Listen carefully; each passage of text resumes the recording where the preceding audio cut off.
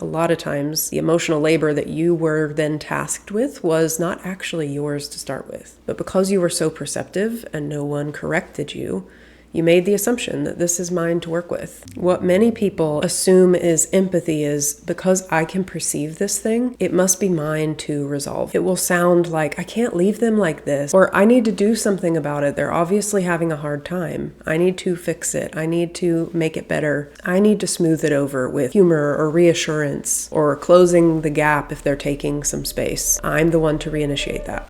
If you're drawn to nice guy content, I can almost guarantee that emotional attunement isn't your problem. The problem that you're running into when it comes to romantic relationships has more to do with the fact that you're using your perceptiveness, that same skill, as a way of managing other people's emotional experience instead of just seeing it as data and perception points. This is what I want to dive into today because I don't see a lot of nuance around the conversation of what is just empathy and what is emotional overfunctioning. And I'm going to dive into each of those as we go because, you know, I love some nuance. If you're new to my work, my name's Courtney Shand. I love helping men with depth date. I do find there is that layer of nuance that's missing in the space, and I hope this clears up a little bit of it. One thing that I work on with people in a one-on-one context or in the groups that we run is that empathy isn't the same as overfunctioning. And usually what you're calling empathy, at least in your mind as you're perceiving it, is actually emotional overfunctioning. And I'm going to define that by taking responsibility for emotions that aren't actually yours, as opposed to supporting and empowering and being able to be with someone in their emotional experience. And the thing is that most of the men that my work attracts actually are very skillful at this. It's just that there's a collapse between the two that we need to actually distinguish so that you can know where the line is of how much is appropriate, healthy masculine giving and how much is creating the type of dynamic that you're trying to get out of. Because your ability to determine the difference between these two is going to make the difference between your perceptiveness being your best asset in the dating space or your biggest liability. So I want for you to have this clarity. And as with any nuanced conversation, I realize this is not going to apply to all men. There is a specific type of man that I work with, and I'm going to say that it's probably you. If as we're going, you start to feel this twinge of, oh, I can't do that, or that's cold or mean, I just want you to pause and sit with that feeling. You don't have to do anything about it. You don't even have to agree with me by the end. But I do want you to sit with that feeling because that feeling is usually the one that's keeping you stuck in these dynamics that you're tired of. All right, so let's get some foundational definitions. When I'm talking about empathy, what I'm meaning is actually your ability to be in a space with someone as they're having an emotional experience. It sounds like, I can see that you are experiencing something and it makes sense to me. I'm not better or worse than you for that experience, and I can relate to it because I've probably had that experience myself. And I'm okay that you're not okay right now. That's true empathy. It's making space for another person's experience. What many people in my work, and this was my story too, so I don't mean this with any judgment, assume is empathy is, because I can perceive this thing, it must be mine to resolve. It will sound like, I can't leave them like this, or I need to do something about it. They're obviously having a hard time. I need to fix it. I need to make it better. I need to smooth it over with humor or reassurance or closing the gap if they're taking some space. I'm the one to reinitiate that. So before we get further into this, we got to know where this actually comes from. And you guys know, if you're not new to my work, that a lot of the patterns that we pick up early in childhood are just patterns that need to be upgraded as we become adults with more autonomy, more authority, and more agency in our own life. It's actually our opportunity to take more responsibility for ourselves. And part of that is re-examining the assumed way that we need to operate in the world. As we know, kids don't function the same way that adults do. And yet, for a lot of us, we maintain the same assumptions we had as kids, assuming that they're going to work in adulthood.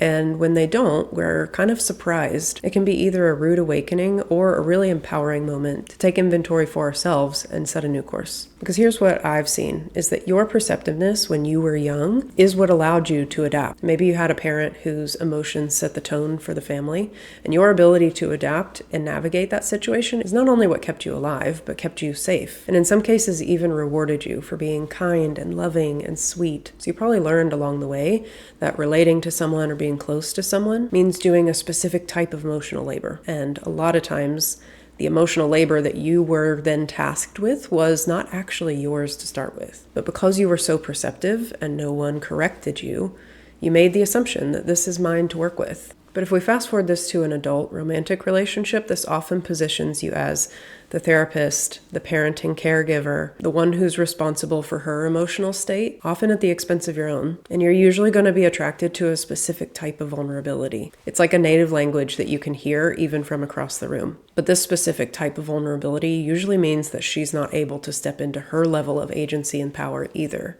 And so even though you're wanting this really deeply connected, polarized relationship, you're going to repeatedly find yourself in relationships where you feel drained and sometimes taken for granted. Let me show you what this looks like in real life, because you've probably tried being extra considerate of her needs, anticipating them before she even has to say anything, checking in frequently to make sure that she's okay, adjusting your behavior when you sense that she's upset, even though you didn't do anything wrong, or sharing vulnerable feelings to create intimacy and connection. It's not that any of these are wrong. They're actually highly masculine activities.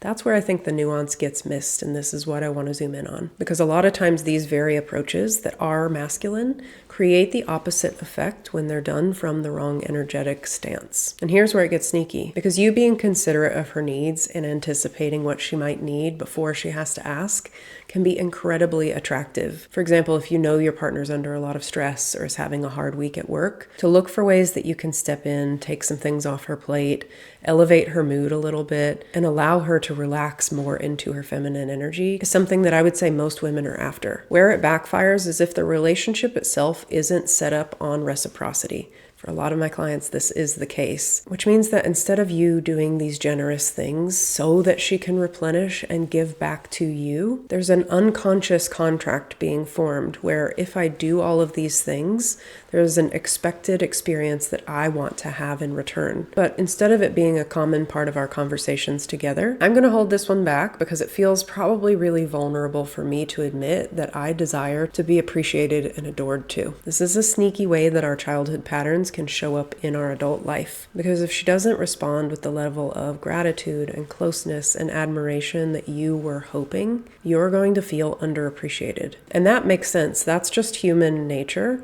The piece that I want to zoom in on is that when relationships aren't mutually nourishing, there's no amount of her telling her friends, showering you with appreciation, or sexual attention that she could give back to you that will keep you from slipping into a younger level of consciousness if you're not already able to do that for yourself. This is what makes the difference between you giving from a well-resourced, grounded sense of self and one that is giving to get, kind of stacking the deck in your favor in hopes of getting those things in return. Because the second one runs with this underlying contract of if I anticipate your needs well enough, you'll see how good I am for you. And almost always the follow-up to that sentence is, and then you'll stay, you'll choose me, you'll affirm me, you'll see me as good enough. The last half of that sentence needs to be able to come from inside as well. Because then when she does give those things in return, it actually has somewhere to land. That's when you're going to be operating as two adults who are mutually agreeing to share in meeting each other's needs. It becomes a reciprocal dynamic that you both are contributing to each other's well-being. Another behavior that I see talked about a lot is checking in with her frequently. Because again, on paper, this is a very masculine thing to do. To check in with her, make sure she got home, see how her day's going, initiate conversation, all very forward-leaning from an energetic perspective. Where this gets tricky and backfires often is when you're doing it as a way of managing your own anxiety. Next week, I'm going to share a little bit about that space of navigating uncertainty, especially early in dating. But I find that being on the receiving end of this type of communication does have a different visceral signature to it than just checking in to make sure that you got home okay. And this will vary, especially if this is earlier in your dating experience, because checking in on her just because you're genuinely interested in how she's doing, it requires nothing of her, it's a contribution to her day, is very different than you monitoring the connection. This is going to put some emotional labor on her to reassure you that everything is fine and that she's still interested. And again, this is subtle, and this doesn't mean that you have to be doing this perfectly 100% of the time, because we all have fluctuations in our mood and throughout the day. But your goal is to set up a dynamic where each of you is okay just being, not where one is trying to manage the other person's experience so that they can be okay within themselves. And as I always say on this channel, this is usually nervous system related.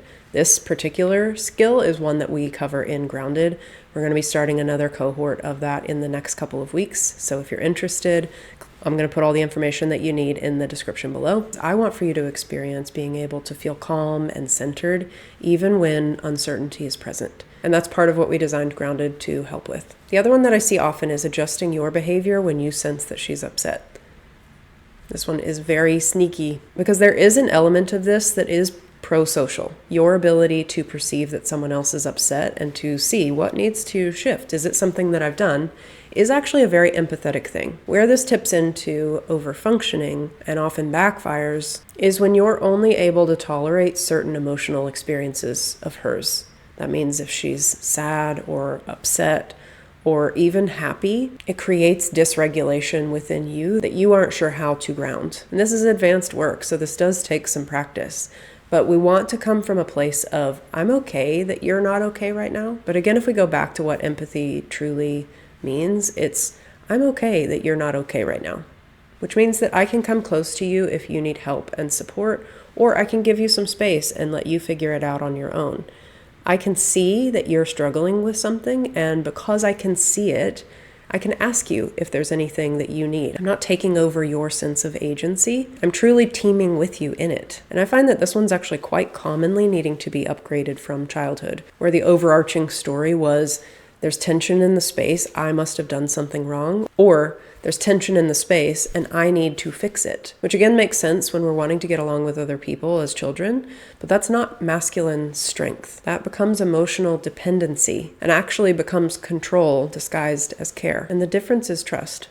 Your ability to trust each of you to perceive what needs to be done in the situation. The last way that I see this showing up is kind of twofold. It's either holding space and allowing someone to process something, or sharing vulnerable feelings so that you can create connection or intimacy. And the reason this backfires is because vulnerability isn't a strategy. It goes back to the dynamic of giving to get. If you're hoping that sharing something vulnerable will allow her to open up too, or because you want her to see you as emotionally available or emotionally intelligent, and it's not necessarily coming from an authentic expression of who you're being in that moment, she will be able to feel that because it's now putting the emotional labor to hold the space on her. This is where sometimes it can turn into trauma dumping on the first date, especially if you have been suppressing your own needs for a long time and you're across from someone who is able to be with this information. But it's not going to create long-term connection and intimacy because it's going to register in her system viscerally as,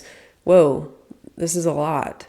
And the level of connection that we've built can't contain this amount of intimacy yet. I think that's the distinction, because holding space is valuable, whether you do it or she does it. And the way that I described it to a client last week is, it's like if you're digging a well, at some point you would want to start putting bricks around the edge of it to maintain what you have built out, so that as you're digging further, it's not going to be collapsing on the side. There's structure there to brace and contain everything that's within that space. So while it may feel either good to be on the receiving end of, or like you're being useful to listen and support and be present while they're processing something difficult, if the container that you're building together isn't sturdy enough yet to hold that level of intimacy, it is going to put a lot of pressure on it and eventually it's going to leak. And here's the thing about polarity, is that we're naturally attracted to contrast. And that means being able to see someone as separate from ourselves and engage with them in closer and closer proximity as both of you feel comfortable. That's what allows you to create intimacy and maintain polarity.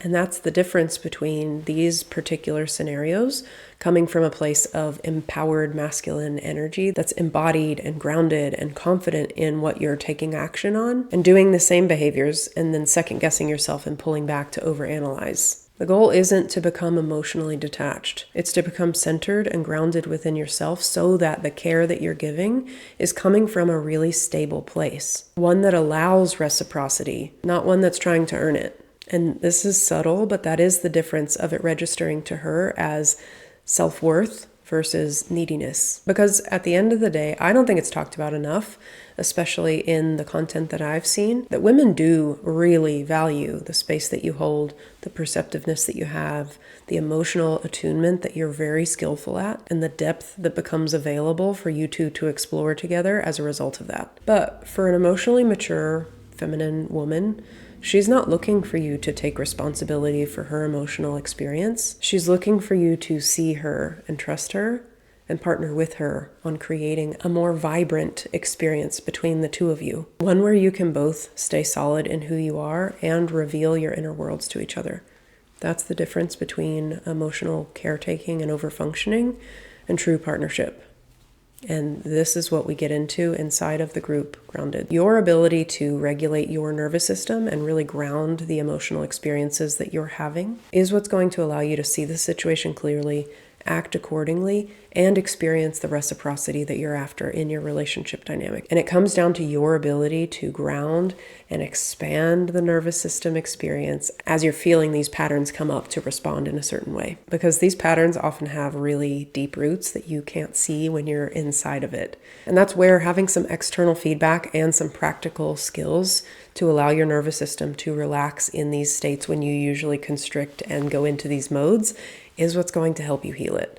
We're running another round of Grounded. I'm going to put all the information in the description below. I would love to have you there because I know this stuff works. We're now in our second round of it, and I'm getting really great feedback from the people who are inside that this type of healing, the space that we're creating, is what allows you to experience something different. And once you experience it, you can't unexperience it. And that contrast alone is usually what you're needing to create a different experience in your life. Because the problem was never empathy. It's the definition that you gave it that was causing you to assume that what you're perceiving is yours. When the reality is you can perceive something and not react to it. And I see this over and over again in the men who are going through the Grounded coursework. So if that's a skill that you want to develop or strengthen, this experience is one that you're going to want to be in. As always, I hope this was helpful, and I think you'll like this one too.